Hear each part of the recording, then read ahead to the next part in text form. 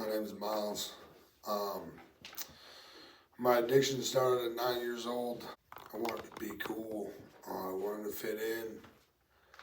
I did what I wanted to do. Nothing mattered. You couldn't tell me anything. I was using every night, not listening. I picked up 14 charges in 7 days and ended up on probation for a while. I thought God was too big for me. I could never be good enough. So I just kept using, man, and kept doing the next wrong thing, and I found myself looking at 10 years in prison, man. I decided I wanted to change my life. It didn't take long, man. About 2 months, 3 months into my hardcore addiction, man, using cocaine every night, drinking every night. My wife told me I needed to leave. And I was treating everybody around me like a piece of garbage, right? Because there was an internal problem. I was trying to fill an internal problem with an outside thing, right? And that wasn't working. And I used heavy. I used cocaine, I used meth, I used alcohol, I used anything, man, to numb everything. I walked into the house one day, man, and my stepbrother was sitting there, and he said, "Hey, man, you ever done a 12-step fellowship?" I said, "No, man, and I ain't gonna," right? And he said, "Well, I can't tell you what to do, man, but I can give you a suggestion. Why don't you walk into this convention, man?" And so I walked into a convention, and I was greeted immediately with love, man, with open arms, man. And the first person I met asked me how I was doing. I said, "Terrible, man. My life's a disaster." He said, "No, it ain't. You just ain't managing it right." I seen a group of people, a group of addicts, man. When I first got there, like, man, these people are retarded. Like they don't know nothing. And I was greeted with open arms, man, and love, and I seen a genuine happiness in a lot of people, man. Everybody there, man. And I come in and I was beaten. The hope, man. I got a sponsor. I built a foundation, man. In our pyramid, man, it talks about broader the foundation, the higher point of freedom, man. And then my sponsor encouraged me to build these relationships with these men in the program. And I built a foundation that works, man. When I'm down and out and I'm struggling, I can call somebody like, "Hey, man, I don't want to use. How do I get this?" Right? And usually they have a solution to my problem. They suggested, man, 5 things, right? Get a sponsor, work some steps, have a God of my own understanding, right? Be of service to people and go to meetings every day, right? And as long as I did them 5 things, I was all right, man. So I started working steps with a sponsor, and I worked that first step, man, and there was like a weight lifted off of my shoulders, right? Like I'm powerless over my addiction, man, and I realize I can't use no matter what, right? No matter what I go through, I can't use because I can't control it, man. It makes my life unmanageable. I lose everything around me.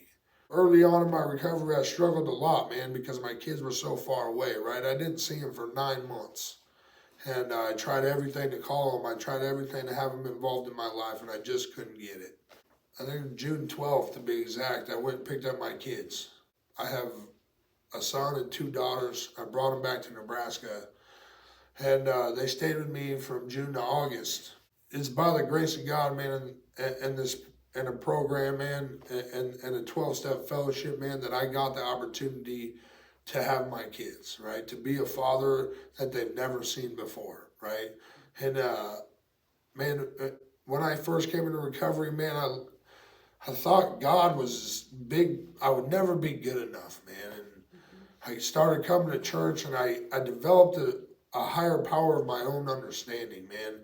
And I realized today that I don't have to be anything big. I can be who I am today, and God's going to love me right where I'm at. It wasn't me that took myself to that convention. It was God bringing me to that convention because he knew what I needed, right?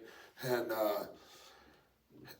I just said yes, man, and I answered, and I followed him, and I continued to follow him. And I picked up my kids on June 12th, man. June 25th is actually my birthday. I got baptized. And now today, I have a little over a year clean. I have a 2-bedroom house, man. I have all 3 of my kids back in my life and my wife, right? And that's not my doing, man. I'm just putting in the work, man, but I'm just staying vigilant in my recovery, a conscious contact with my higher power every day, man. I pray and meditate every morning on the way to work. Whatever it takes, man, to have that conscious contact with God. And I got clean because I was tired of being miserable, right? I was tired of living a lifestyle that I didn't know what was going to happen the next day, that I didn't know if I was going to wake up the next day, right? There's a lot of spiritual principles involved in the 12-step, man, in the 12-step program that I'm involved in. And